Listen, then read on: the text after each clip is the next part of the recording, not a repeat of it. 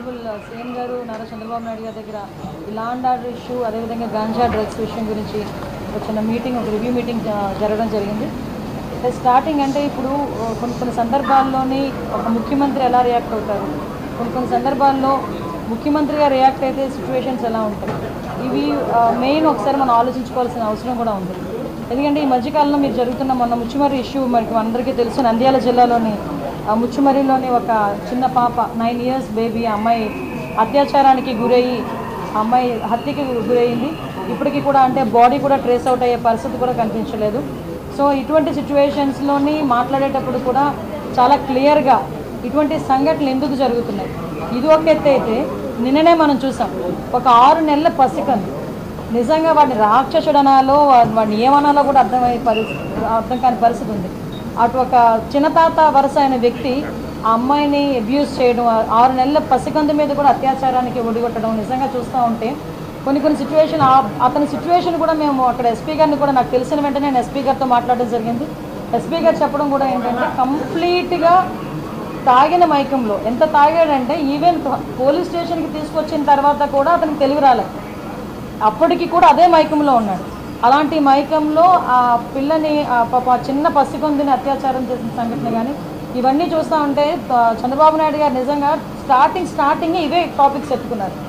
మేము కూర్చున్న తర్వాత అసలు ఎందుకు ఈ పరిస్థితులు వస్తున్నాయి, ఎందుకు ఇటువంటి సిచ్యువేషన్స్ ఎందుకు మనం ఎదుర్కోవాల్సిన అవసరం వచ్చింది, ఎందుకు లిక్కర్ మీద గాంజా మీద డ్రగ్స్ మీద మనం ఎట్టి పరిస్థితులు ఉక్కుపాదం మోపాలి.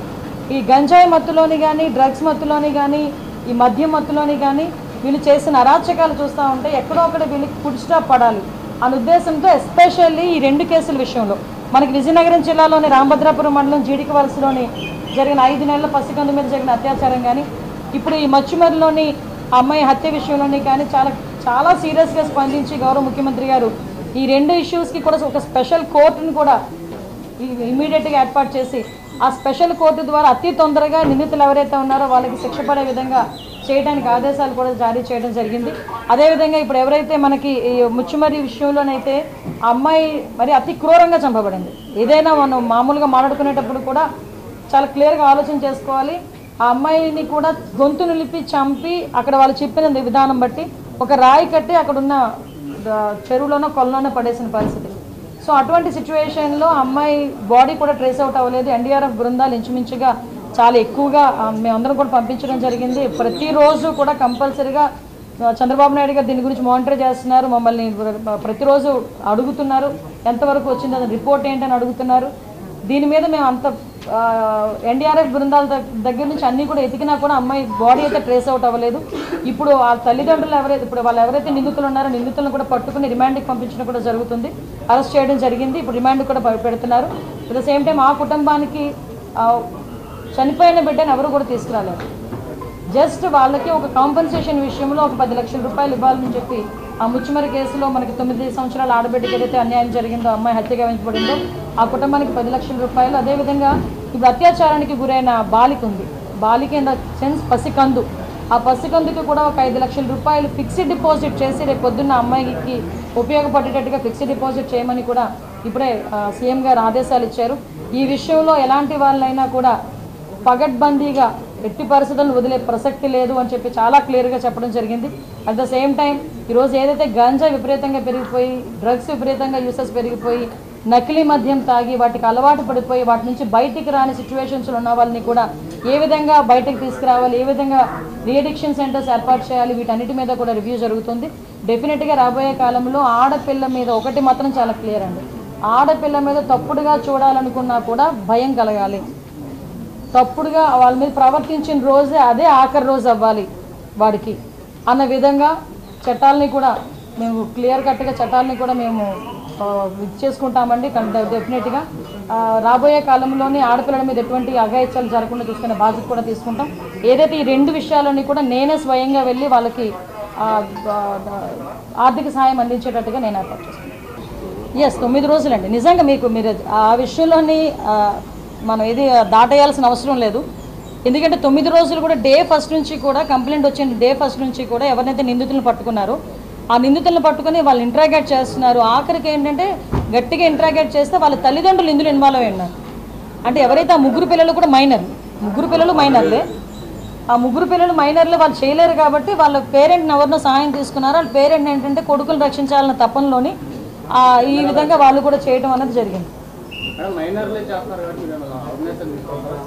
డెఫినెట్గా తీసుకురావాలండి. మైనర్ల గురించి అనే కాదు, ఇప్పుడు విషయం ఏంటంటే వెబ్సైట్లు విపరీతంగా పెరిగిపోయినాయి. ఇప్పుడు వాళ్ళు పెట్టిన చూసిన తర్వాత కూడా వీళ్ళు ఫోన్ వెబ్సైట్స్ ఎక్కువగా చూడటం అన్నది వాళ్ళు అలవాటు అయిపోయి ఇప్పుడు ఎక్కడి నుంచి అంటే మరీ ఏదో జీరో నుంచి మొదలు పెట్టాల్సి వస్తుంది ప్రక్షాళన అన్నది.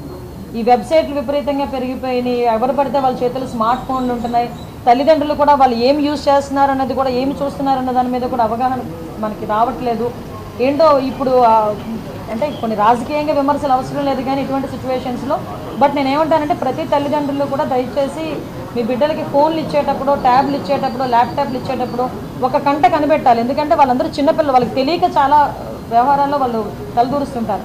అటువంటి సందర్భంలో వాళ్ళకి తెలియకుండానే కొన్ని తప్పులు కూడా జరుగుతుంటాయి. ఇప్పుడు మైనర్లు, గట్టిగా మాట్లాడితే మైనర్లు, వాళ్ళు 12 సంవత్సరాలు, 14 సంవత్సరాలు, 15 సంవత్సరాల పిల్లలు వాళ్ళు ఇప్పుడు ఈ ఇన్సిడెంట్లో వాళ్ళ జీవితం అంతా నాశనం అయిపోయింది. మొత్తం జీవితం అంతా నాశనం అయిపోయినట్టు. ఈరోజు ఆ బిడ్డను కూడా తీసుకురాలి. ఆ విషయంలోని కూడా దయచేసి తల్లిదండ్రులు కూడా కొంచెం అవేర్గా ఉండాలి. నెక్స్ట్ స్కూల్స్లో కూడా వాటి మీద కంపల్సరీగా అవేర్నెస్ క్రియేట్ చేయాలి అన్నది వల్ల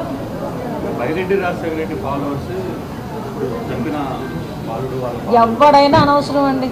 నేను ఏమంటానంటే ఎవడైనా అనవసరం, తప్పు తప్పే. క్రిమినల్కి పార్టీ ఉండదు, క్రిమినల్కి క్యాస్ట్ ఉండదు. దయచేసి అది కూడా గుర్తుపెట్టుకోవాలి.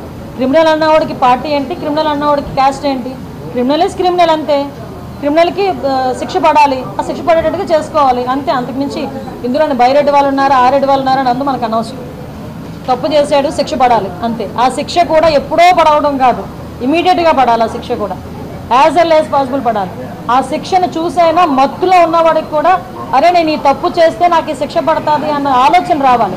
అలాంటి శిక్షలు పడాలి, అది మేము కోరుకునేది.